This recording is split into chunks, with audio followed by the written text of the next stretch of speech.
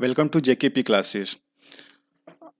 हम ये सीरीज शुरू कर रहे हैं और यूपीएससी, ईपीएफओ, ईओ और एओ के लिए, जिसमें आपका लेबर लॉ आता है आपका, और आपके इंडस्ट्रियल डिस्प्यूट आते हैं, हिस्ट्री आता है, पॉलिटी आता है, अकाउंटेंसी आता है, इंग्लिश और मैथ आता है। हम यहाँ पे पहले लेबर लॉ से शुरू कर रहे हैं। ये पूरा इस सीरीज चलेगा, जिस सीरीज में आप सारे जितने भी चैप्टर हैं, जितने भी टॉपिक है, सब कवर किया जाएगा, अच्छे से किया जाएगा। ये उनके लिए यूजफुल है जो इस पूरे कंटेंट को पढ़ चुके हैं, तो उनके लिए रिवीजन करने के लिए, और उनके लिए भी यूजफुल है जिन्होंने अभी तक कुछ पढ़ा नहीं है, तो उनके लिए बेसिक के लिए ये बिल्कुल बेसिक से स्टार्ट किया जाएगा।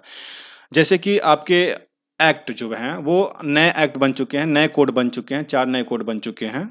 ईपीएफ के 4 नए कोड बन चुके हैं, बट ये अभी तक इम्प्लीमेंट नहीं हुए हैं, अभी तक ये लागू नहीं किए गए हैं। पहले बात हो रही थी 1 अप्रैल से लागू करने की बात, अब फिर हो रहा है आगे से करने की बात, क्योंकि कुछ राज्य अभी भी एग्री नहीं हो रहे हैं, सहमत नहीं हो रहे हैं।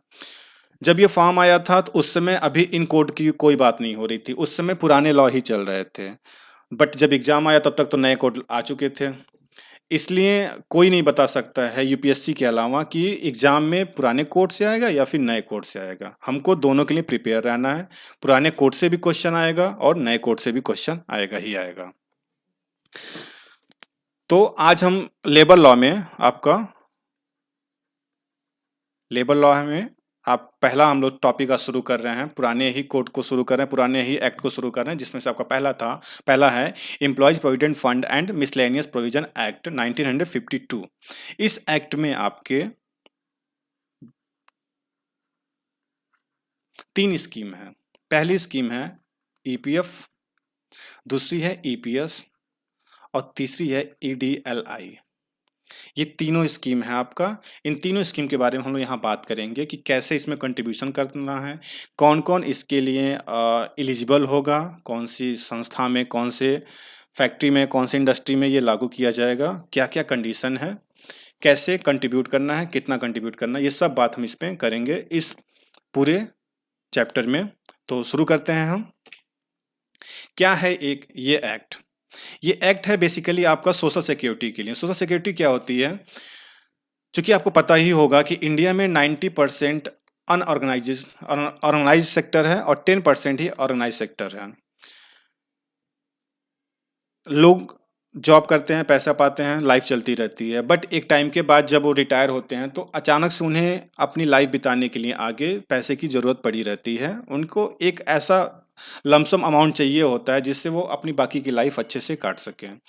इस चीज़ को पूरा करने के लिए, इसी ही रिक्वायरमेंट को फुलफ़िल करने के लिए गवर्नमेंट ने आपका ईपीएफ एक्ट लाया था।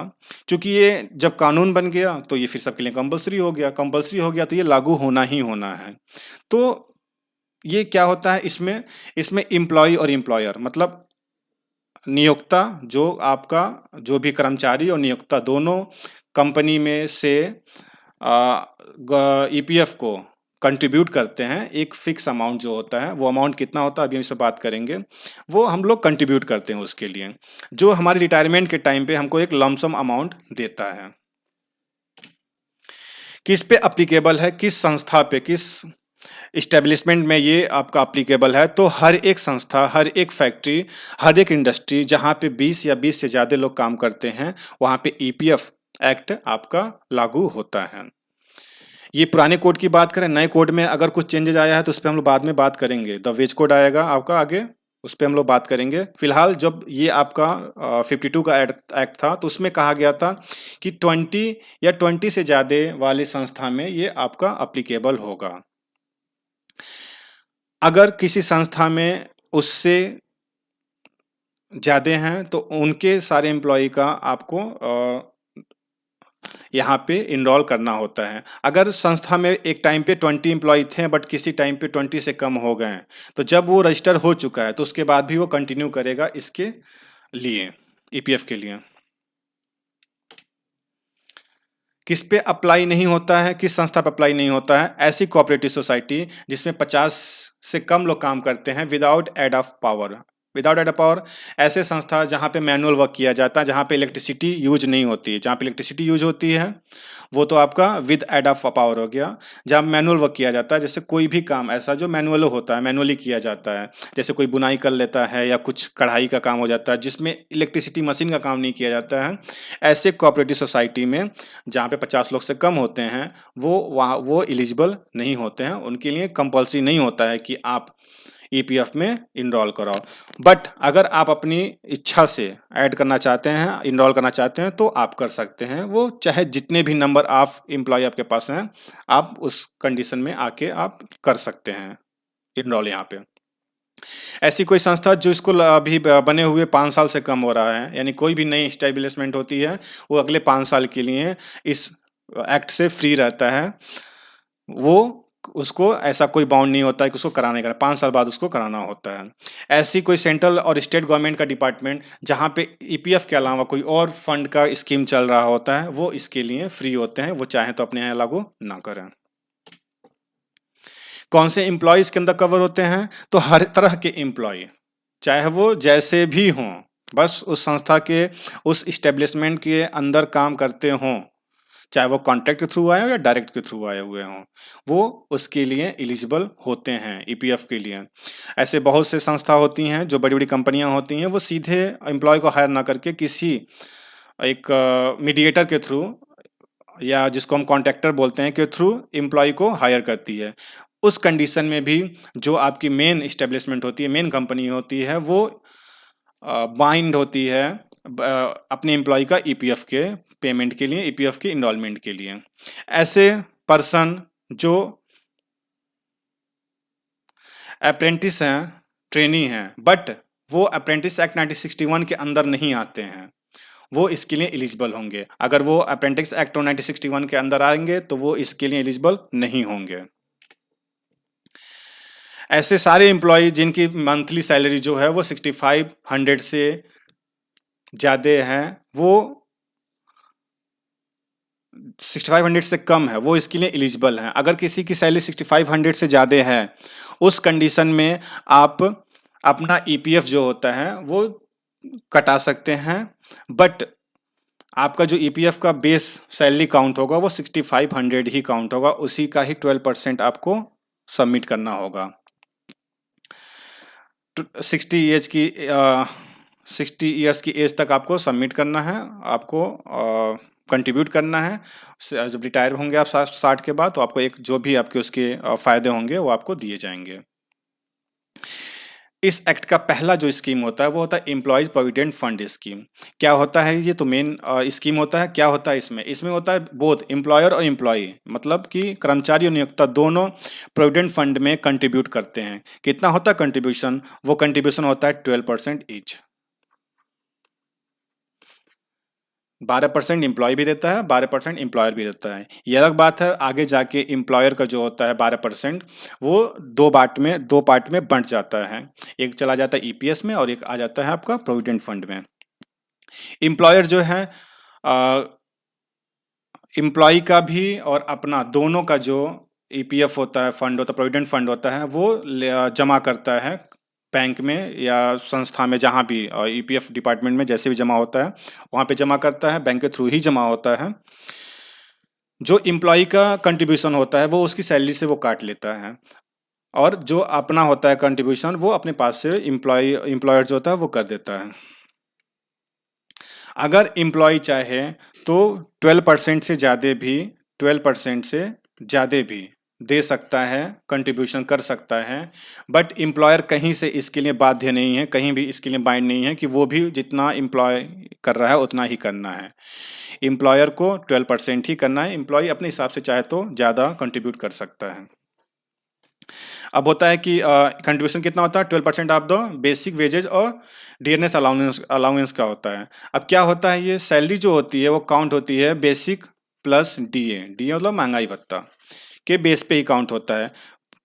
प्लस इसके अलावा जो आपके होते हैं अदर खर्चे होते हैं, आपके फ्यूल चार्ज होता है, आपका इंश्योरेंस चार्ज होता है, आपका होम रेंट होता है, ये सारे आपके अदर चार्जेज में आते हैं। चूंकि नए वाले लॉ में आपका इसकी डिफिनीशन बदल गई है, उसमें कहा गया है कि बेसिक सैलरी और डीए जो होता है वो 50% हिस्सा होना चाहिए, और 50% में ही बाकी सारे जितने भी अदर हैं, चाहे जो भी है, सब मिलके होना चाहिए था। क्योंकि कंपनी कर क्या रही थी, इस वाले पार्ट को वो कम दिखा रही थी, ताकि आपको उनको कंट्रीब्यूशन कम करना पड़े ईपीएफ के लिए, प्रोविडेंट फंड के लिए।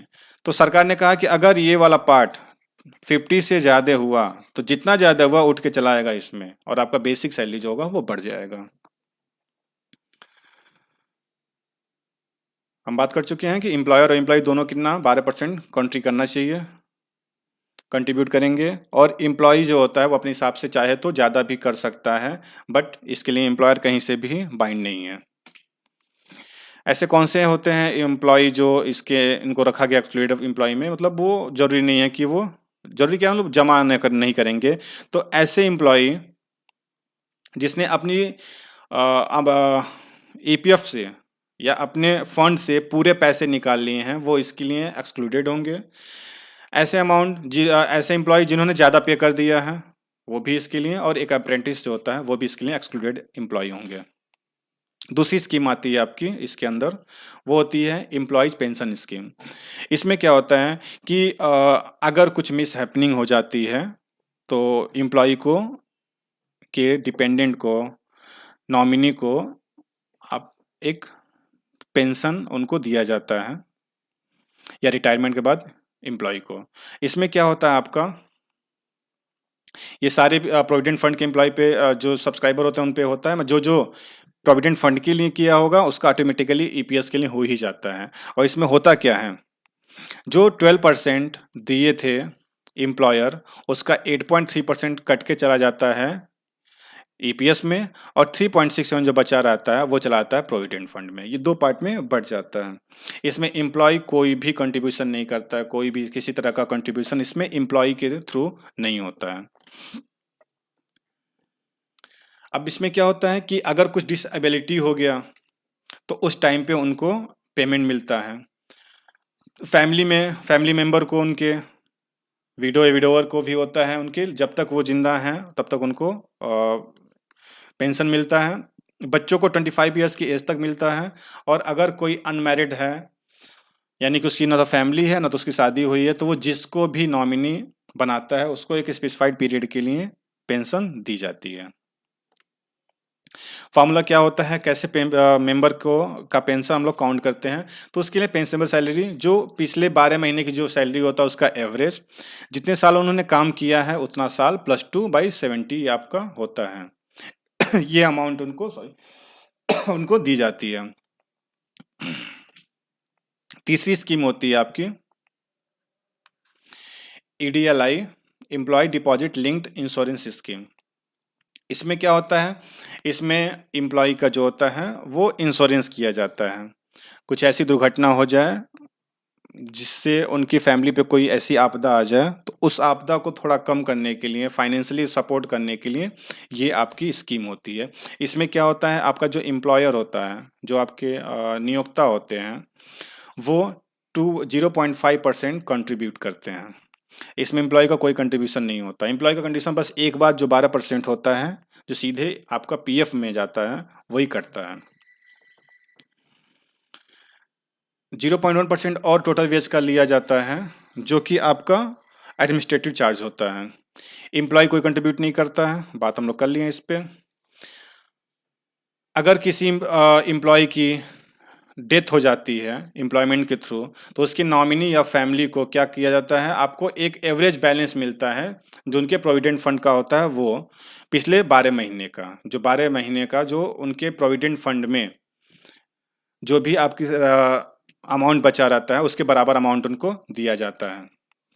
लेकिन इसकी कंडीशन ये होती है कि जो अमाउंट होता है अगर वो 50,000 से ज़्यादा होता है तो उनको 50,000 अब प्लस जो बढ़ा हुआ अमाउंट है उसका 40% दिया जाता है। बट किसी भी हालत में ये दोनों अमाउंट मिलके 1 लाख से ज़्यादा नहीं होने चाहिए, 1 लाख से कम होना चाहिए।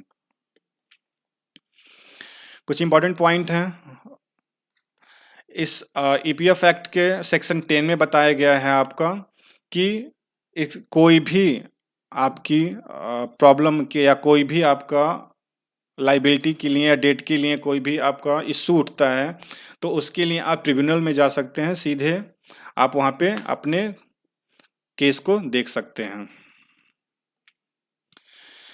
डिफिनीशन ऑफ एम्प्लॉय में एम्प्लॉय की डिफिनीशन क्या होता है इसमें बताया गया है। उसमें बताया गया कि इसमें पार्ट टाइम भी एम्प्लॉय आते हैं, भले ही वो एक स्वीपर हो जो हफ्ते में 2 या 3 दिन आके काम करे, या एक नाइट वॉचमैन हो जो रात में काम करे, दिन में काम ना करे, या फिर एक गार्डनर हो जो महीने में बस 10 दिन काम करे।